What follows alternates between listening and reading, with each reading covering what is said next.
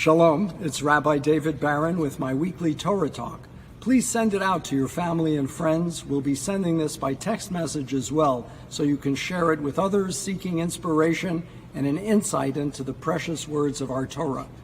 Just for your information, at the end of this Torah Talk, I'll be doing a special memorial prayer for all of our loved ones who died. We observe their yahrzeits this month of May. So please stay tuned at the end for that memorial prayer and for other victims of horrible killings and terrorism. So please stay tuned at the end of this broadcast. Well, the Torah Talk this week is the portion of Baha'alotecha, which speaks about the magnificent seven-branched golden menorah. The menorah, the seven-branched candelabrum, is probably, undoubtedly, the most ancient symbol of Judaism. Many people think mistakenly that the Star of David is the most historic symbol of the Jewish people. It's not. The seven-branched menorah is, and we know this from the catacombs in Rome, where Jewish people were buried and the symbol of the menorah is found. It's also found on coins in ancient Israel. So we know that that candelabra was a powerful message to the Jewish people, that the light of faith and the light of belief survives, no matter what kind of power is thrown against it. Because it's an internal strength, an internal power that you carry with you. And even if you're not in the presence of the menorah, your life can be filled with the light of the menorah. A few years ago, I met an Irish Catholic priest, Father Eamon Kelly. And Eamon, very interesting guy. He's actually from Ireland. If you had to go to central casting for the typical Irish Catholic priest, it would be Eamon. And he belongs to an order of priests that are based out of Jerusalem, Israel. And this group had bought a retreat center site on the Sea of Galilee because of its connections to the New Testament. And they wanted to build a beautiful site, which they have built. It's called Magdala, from Mary Magdalene, and actually from the Hebrew city of Migdal that was located on the Sea of Galilee. And as they began to level the ground and excavate to build their new retreat center, as often happens in Israel, they came across antiquities. And one of the antiquities they uncovered was a first-century synagogue in pretty good condition. And there they found the central altar stone. And on that altar stone was an engraving of the most ancient menorah, almost a snapshot from the ancient Holy Temple of that golden candelabra. And it really is amazing that a Catholic retreat center helps the Jewish people find the most ancient symbol of the Jewish people. And that's a powerful symbol of faith because it speaks, as the prophet Zechariah said, Zechariah, not by might nor by power, but by my spirit, saith the Lord. In other words, powerful forces can be arrayed against you. People of greater physical prowess can be arrayed against you. But if you have the strength of your beliefs and your convictions, you will survive and you will prosper. So for us, it's very important to remember that no matter what's been thrown at the Jewish people, what kind of anti-Semitism, what kind of persecution or diaspora, we've survived because we held on to the light of our beliefs, the light of the Torah. You know, interestingly, I guess about 8-9 years ago, there was an exhibit at the Vatican, which I attended. And the Vatican's exhibit, in large, bold letters at the entry to St. Peter's Square, said, La Menorah. And what happened is the Vatican, at the urging of the chief rabbi of Rome, took all of the ancient menorahs, most of them that were in their possession, and they put them on display. Now, it raised a lot of questions. What is the Vatican doing with Jewish symbols? Why don't they return them to the Jewish communities they came from? That's an important issue that I think needs to be resolved. But the important point was you got to see these beautiful ancient menorahs, some of them 6 and 7 feet tall, that were taken from communities, Jewish communities and synagogues around the world prior to and after their destruction by wars of hatred, by persecution of those Jewish communities. And the Vatican took those items and preserved them in the Vatican stacks well below the level of St. Peter's Square, many levels below.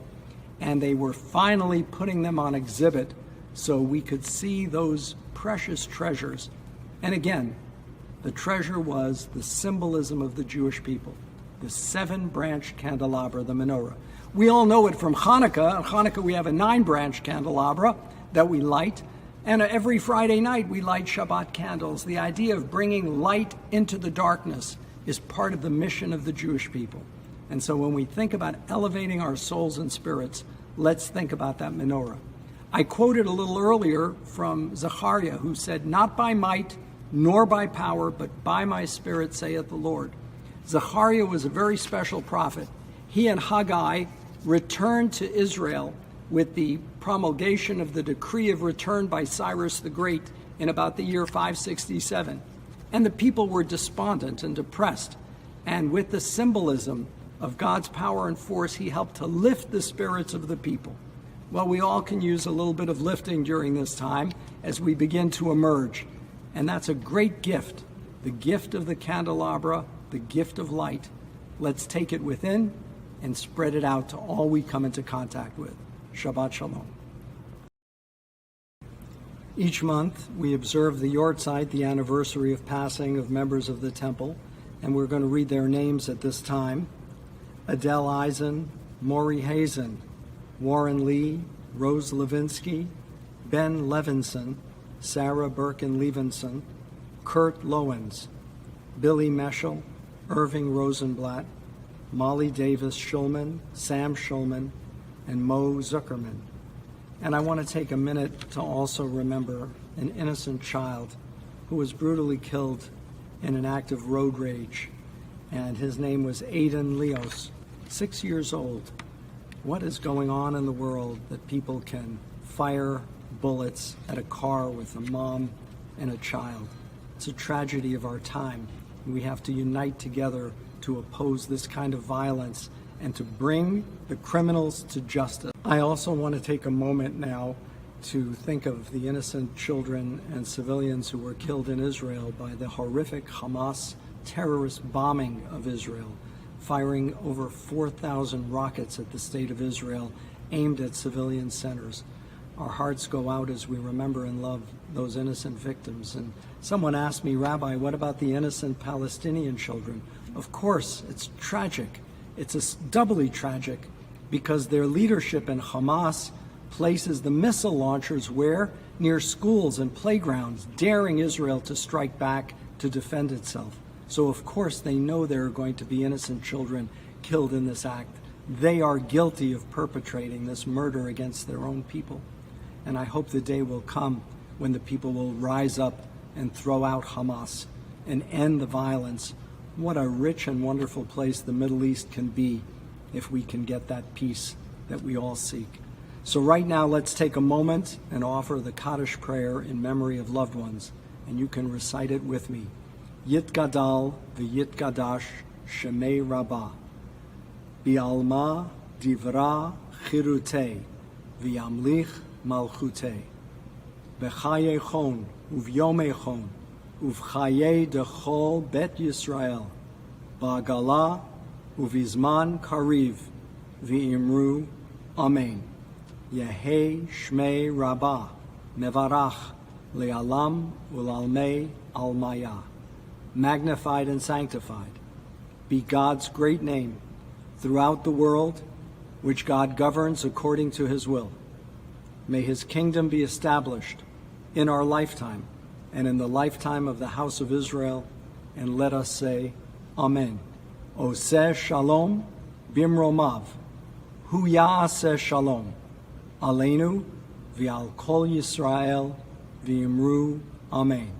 May God, who creates peace in the heavens above, grant peace here on earth to us, comfort to those who mourn, to all Israel, to all mankind.